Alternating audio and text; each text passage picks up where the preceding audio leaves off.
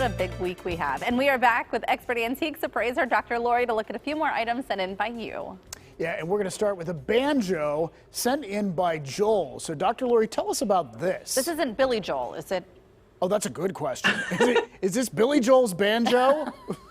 I don't think so. I think it's Joel's banjo. It's a triple X banjo. It dates to the early years of the 20th century, about the 1920s. In the early 1900s, banjos were much more popular than guitars. This was owned by a relative of Joel's, he tells me. Who was it made by? Like so many times when you talk about instruments, you know, like is a violin a Stradivarius? Is this like a company that we would know and that would add value to? It's marked triple X. Okay, And what does that mean? I don't know anything about that. That's the name of the manufacturer. I mean, like, is that like a good manufacturer? Well, you know, it's kind of like, you know, do you have a Martin guitar? So it is an average, well-known manufacturer. They made a lot of them. Okay. A person who was of, you know, a person in the middle classes could have afforded this banjo. Okay. Does that help? That does help, Dr. Lori. Okay. A wealth of knowledge you are. Okay, you go ahead. I said $75. I said $95. $200. Wow, Joel. We're guessing low right now. Oh my, that's fantastic for Joel. Okay, we have a bowl from Chris. Yeah, this is an art pottery bowl. So it's a hand-spun ceramic, and it is done by a studio artist. So basically, you know, an artist who is making art for art's sake, not a manufacturer, relatively well executed, sent in by Chris, a small bowl about 7 inches in diameter. I really tried not to sneeze. Sorry. Heather got so excited by this that she sneezed. But so tell us, when you say this is a true artist that made this, this is an original piece. Is it someone that is famous? Would that add value to it, or not so much? Well, if it were a more famous studio artist, it would add more value. We don't have, this particular studio artist does not have significant celebrity. So how do you, okay, so how do you give value to something that is beautiful, but the artist is not well known? That's a shame. Okay. I don't know. I've been going so low, I feel like I've been going really low too, and now, you know what, based on what you just said, I'm adding a digit to the front of this. Oh, good, go for it. What did you say? I said $145. I said $60.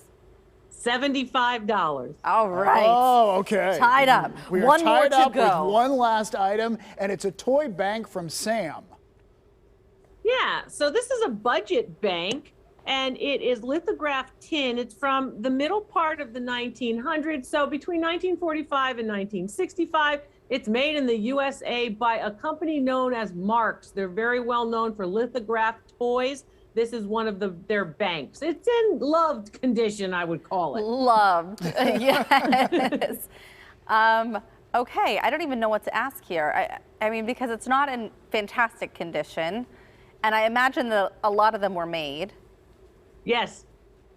But it's cool. A lot of them were made. Yeah, I mean, would there be specific, because it has this patriotic theme to it, would there be specific collectors that would be looking just for that? There are specific bank collectors. There are people who collect only Marx toys. There are people who collect only lithographed tin pieces from certain time periods. So everybody collects in a different category. The more niche your category is, every time you add to it, increase in value. And so this is a bit of a niche category, but as we said, it's kind of, it's in worn condition. Yeah. While David writes down his guess, I have to ask you, Dr. Lori, about your asparagus tin on your, that is asparagus, right? That is asparagus. Yes, we like our green vegetables. My mother was big on green vegetables. We ate a lot of green vegetables, so asparagus.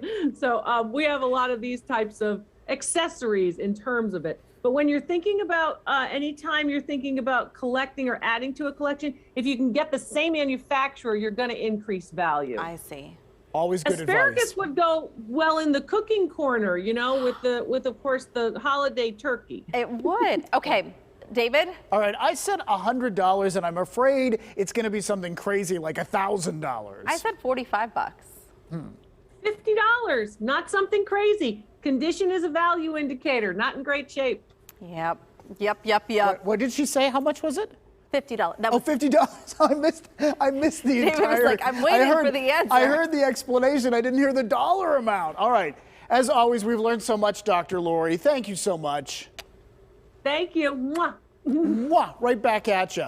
And congratulations to you, Heather. Oh, thank you. Yes. And thanks to everyone for sending us your photos. You can email Dr. Lori at ptl@kdka.com. And who knows, maybe yours will be chosen for a future episode.